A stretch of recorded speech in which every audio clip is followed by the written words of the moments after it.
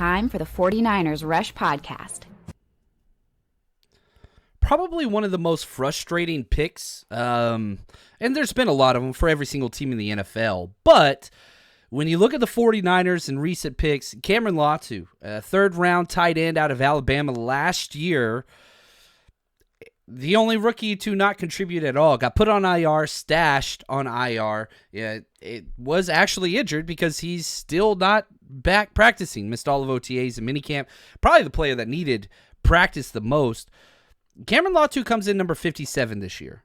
Not great for a third-round rookie last year. Came in number 40 last year. Dropped 17 spots. By far, one of the largest drops of any player that was carried over from 2023 to 2024. Now, not all's lost. The kid's 24. He's got a lot of positives. He's a receiving tight end. You lose your number 2 and 3 tight end, Ross Dwelley and Charlie Warner, to the Falcons. There's space. There is space for Latu to seize the day and move into this tight end 2 or 3 spot, but he can't get on the field, and that's kind of the issue with him. Now, I don't want this to be, a full negative episode by any stretch of the imagination. I was very low on Latu before he was drafted. Went to all the training camp practices, was the worst player on the field, regardless of offense, defense, position group, whatever. Did have a couple shining spots in the preseason. Then the mysterious injury, where it came from, when it happened, nobody really knows. But surgery, still not completely recovered. We'll see what happens in training camp. I don't want this to be a full negative. I want to dive through what it was that Shanahan and Kittle saw and see in this young man to be able to earn a roster spot, because there is a chance. The ceiling is there. There's no doubt about it. He wears jersey number 81 for the 49ers, strong number, 6'4", 240. He's on the smaller side of all the tight ends. He's the receiving option guy, 32 and 3/8-inch arms, 24 years old, ran a 4.7, not too fast, 7.33 cone, not too shifty, 32.5-inch vertical, pretty solid, 10-foot broad jump, great, 14 bench press reps. You put it as information onto mock draftable. You get Kate Auden and Mecole Pruitt. Pruitt we've had. But both of those guys, it's hard to hang your hat on what makes this guy good outside of the receiving touchdowns. It broke the Alabama school record for receiving touchdowns for a tight end. How much of that was the system? How much of that was him? And he's had just a weird journey the entire time. Was a linebacker going to college, recruited as, an outside linebacker, defensive end. Just couldn't cut it. Couldn't get any playing time whatsoever. They switched him over to tight end, and it worked. It worked for Alabama. Hasn't worked yet in the pros, but we'll see. He's still a raw prospect, which is weird whenever you look at the amount of playing time he got in college, the fact that he's in his second year now, still raw. And that's the issue, is the 49ers have a championship roster now. The 49ers have a tight end 2 need now. How does Cameron Latu in his raw, did play it all last year, did play it all in minicamp, OTAs, where's that going to disappear? How's that, go away? I don't know what that looks like. Went to Olympus High School, was a 4-star recruit. You go back and, again, recruited as a linebacker to Alabama. That should tell you how good he is. 45 tackles, 8 tackles for loss, 3 sacks on defense as a high school senior. On offense in high school, 10 catches, 168 yards, 1 touchdown. Also had a couple rush plays. Returned a kickoff, 75 yards. There's a lot of that stuff. One of the top weak side defensive ends in the country coming out in 2018. Number 2 player out of Utah. There's just a lot to like about what he presented. It just didn't come to fruition. 19 schools offered him scholarships. Notre Dame, Alabama, Oregon, Nebraska. I can go on and on. Blue chip programs all wanted this guy. In 2019, so it took 2 years for him to switch him, became a tight end. Learned for basically a year, then excelled. Great.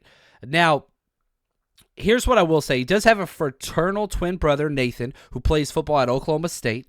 Cousins to Latu Latu, who was a first-round draft pick out of UCLA, but I don't think they're very, very close. So you've got some pedigree in there.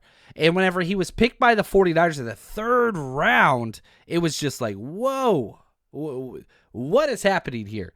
I had a 6th round grade on him. He was my number 13 tight end. They took him in the 3rd round, back into the 3rd round, but still.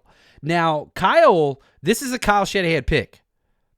One, he played for Steve Sarkisian, who's good friends with Kyle Shanahan, now the head coach of the University of Texas. But Sark was there at Alabama as their OC, and he's responsible for switching him from defensive end to tight end. That's huge. Again, Arizona State players coached by Herb. Like, there's certain coaches that Shanahan and John Lynch, whatever they say, they take as gold. And Sark is one of those. So here's Kyle talking about, this was right after they drafted him last year, why they were so high on Cameron Latu. We liked about him the most that he looked like a good player, but also how much better he got throughout the year and how much more we think's in his body. And then you look at his history and knowing he came in playing linebacker the first 2 years, I think, switched over. So he's late to the position. And as you watch him throughout the year, we think he can get a lot better in the run game and the pass game. And it's hard to say whether usually you designate a guy one or the other. He's a run blocker or a pass blocker, or a pass game guy. And we see this guy as both, and he could accelerate in both. And that's important to us with all our tight ends. Definitely you hear, like, look, it's a 3rd round pick, late 3rd round pick. This is a ceiling projection pick. It's not what he was. Now, let me go to my pre-draft write-up, okay? This is what I wrote up on him before he was drafted by the Niners. One, he met with the 49ers, so they were high on him before the draft, during the draft, after the draft. I said, high football IQ and knowledge, versatility, no separation, which is weird with a receiving tight end. No separation. But great get off with a little bit of wiggle. Speed may limit it at the next level. Best in 2 tight end sets, which is exactly what he would do with the Niners because you got Kittle out there. No athletic upside. He's not an athletic. Contested catches are non-existent. Whiffs on a lot of blocks in the open field. Great drop step after he makes the catch. The Niners love that. Smooth route running. He was best versus zone. He can find spots in zone. It's kind of that. How do you measure that Travis Kelce special ability? He kind of has that. You put him against zone coverage, he just floats to space. Put him in man, disappears. Contested catches, disappears. Athleticism, disappears.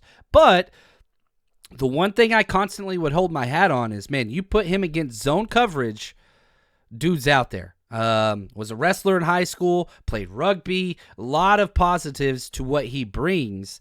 But then, I don't know, you look at the stats, okay, 56 career receptions, 787 yards, 12 touchdowns. That's the best that he brought. It's pretty solid. 12 touchdowns is incredible in a college career. Now, you jump to what happened last year, okay, 2023.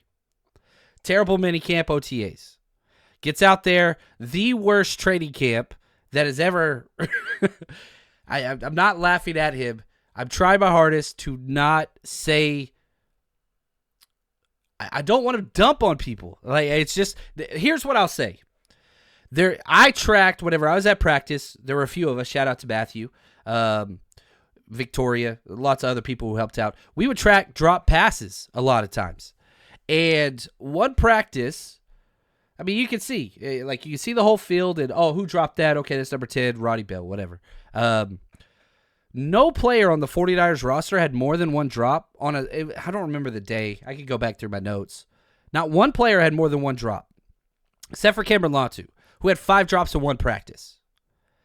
This was just, and it wasn't just a daily thing. It was all the time thing. Now, he did have that one huge preseason touchdown moment, which was awesome. Probably the highlight of all the preseason. It was versus the Broncos where the 49ers were down by 19 points. Going to the fourth quarter, Trey Lance comes in with the 4s or the 3s and leads the team back to win the game at the end. And he threw the touchdown pass to Cameron Latu versus zone coverage. Found the soft spot. Trey Lance threw a perfect pass, catches it, scores a touchdown. We even got a penalty. You remember Brandon Ayuk and a bunch of the players ran on the field in street clothes because they were so pumped. Got the penalty, all that stuff. But that was versus the Broncos. That was the high point of his 2023. After that, the hamstring injury, quote unquote, it was an injury. I'm not saying he's not injured. I am saying nobody knew he was injured, and then all of a sudden he's put on season-ending IR, and everybody's like, what? But apparently he was hurt.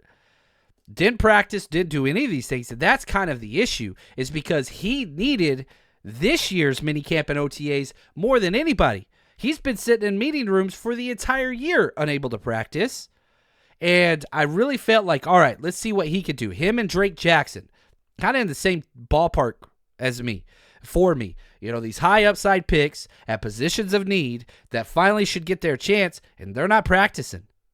That's huge. Now, let's go to the position leader, George Kittle, talking about Cameron Latu. And this was recent. This was at OTAs. I think, Cam has come a long way in his rehab stuff, and so, really the most important thing for him is just get back on the practice field, and he'll do that during training camp, and he's doing a great job in the meeting rooms. He knows the offense. He's doing a very good job of just learning and understanding what our goals are. So, hopefully he can take everything from that meeting room and, apply it to practice, and he goes out there and plays at a high level. The learning times, school's done, man. Like, you've had a full year to sit in rooms, watch film with the team, learn, all mental reps. Now you've got OTAs, off-season, minicamp, still learning. It's time to play. And the problem is, what makes it even harder is if he's been rehabbing, he's not going to be in football shape. He hasn't been training for football. He's been rehabbing. That's different. And so I'm like, man, is this dude even further behind the 8 ball now? Like, is he going to be at his athleticism was a red flag. Now you're telling me he's not going to be in the best shape, football shape, strength, all that stuff, because, he couldn't even make it through OTA. Like, that is scary to me. And it just in the back of my head, and I think other fans feel the same way, is this another third-round pick that will never contribute anything? And it's a long list. And, I'm a very big Shanahan supporter. I think he's a damn good coach. I'm so thankful we have him. You look at these third-round picks, it's bad. Jalen Hurd, Trey Sermon, Ty Davis-Price, Danny Gray, could he do something this year? And Cameron Latu. Like, that is a lot of third-round misses. Now, there's some third-round hits for sure. Jair Brown, Fred Warner, a couple other guys, but a lot of misses. Is he in that? I don't think he's there yet. There's still hope because the tight end 2 and 3 spot is still open. Now, I feel like the 49ers personnel and coaching staff feels similar to myself because guess what? They went out and signed not one, but two veteran tight ends with a lot of starting experience. And you look at this roster, okay? George Kittle's the lock. Eric Saubert, he's a lock. You look at his guaranteed money that they paid him, special teams, all that stuff. Eric Saubert's got to be on this 53-man roster. I don't care. That's happening. Then they go pay Logan Thomas, who, guess what? Logan Thomas is what you hoped Cameron Latu would be.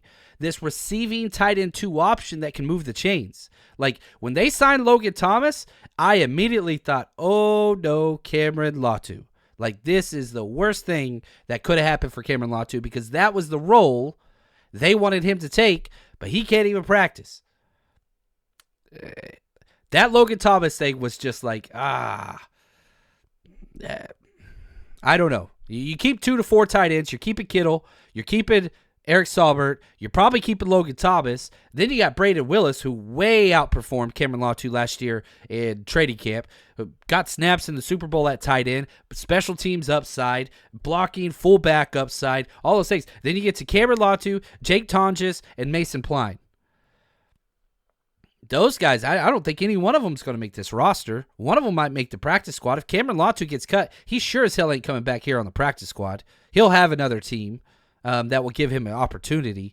But I don't know. We got him 57. I hope Cameron Latu comes out and turns into what Shanahan and Lynch and Kittle wanted him to be, which is that receiving option from the tight end spot behind Kittle, which we haven't really had. We really haven't. I think it's going to be Logan Thomas, but Cameron Latu, go out, man. Like, you still got that opportunity. The Niners want you to win the job. They spent the 3rd round pick on you. The 49ers would much rather have Cameron Latu step up and seize the moment and beat out Logan Thomas and become that guy. That's what they want. Can he do it? That's the question. That's something I'm excited to watch. So when you see number 81 out there, I just hope he's out there for the first practice. Like, oh, come on. Get 81 in it. Dressed, get him out there. I want to see it. Come on, Cameron Latu. Hey, we need you, buddy. This team needs you. You get one more of those little options on offense, and gosh, that's a difference. That's a difference in playoff win. That's a difference in a lot. So come on, Cameron Latu. Surprises.